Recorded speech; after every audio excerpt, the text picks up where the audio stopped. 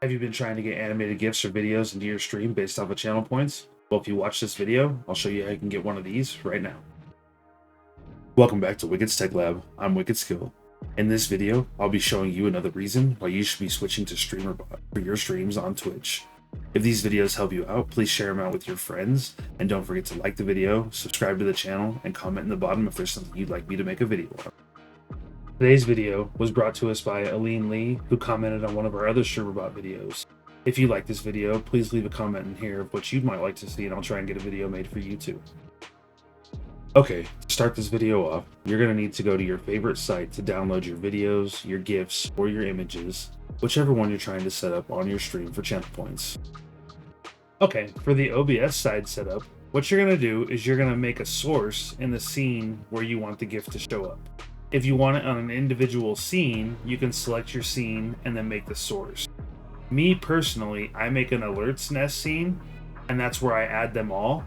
And then underneath my scenes that I have, I just add the alerts nest as its own source. So like if I go to my Be Right Back scene, then you can see over here, I have my alerts nest. What this does, you can go ahead and go to add, and then add scene right here. But what it does is it adds everything that I have in this nest to that scene without having to add each individual source one by one. So I can put all my sources in one spot and then just add the scene, so it leaves it a lot less cluttered. As you can see, I have my walk-on videos, my videos that I like to play, and then my alerts, and it's not cluttered with 100 different items. Now, as far as adding the source for the GIF or the video or image, you can just hit the plus button right here. And if it's a image, you want to use the image or image slideshow if you want to put a couple images in sequence. Or if it's a video or a GIF, you want to make sure you use the media source. You can see I already have one selected here. So if we open it up, I have my location of my file put down in here.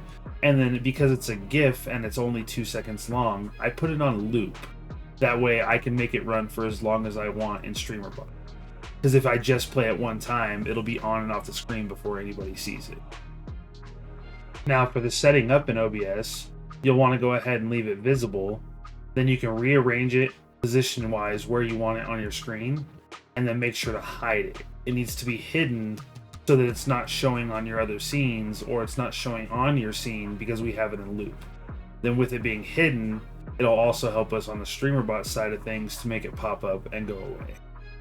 Okay, now onto the Streamer.bot setup. So if you right click anywhere in the actions and hit add, it's going to bring up your screen to where you can add a new action. I just labeled mine for the test here. You can put it as whatever the GIF's called, or however it's going to make it easy for you to recognize it. Put them into groups if it's easier for you to sort. You can see I have different groups set up as well. Now we're going to leave all the check marks unchecked for this one. Next up is the triggers. You're just going to go ahead and right click in the triggers. And then we're going to go down to Twitch, channel rewards, and reward redemption. When you click this, because we don't have our channel reward set up yet, you're going to click create reward.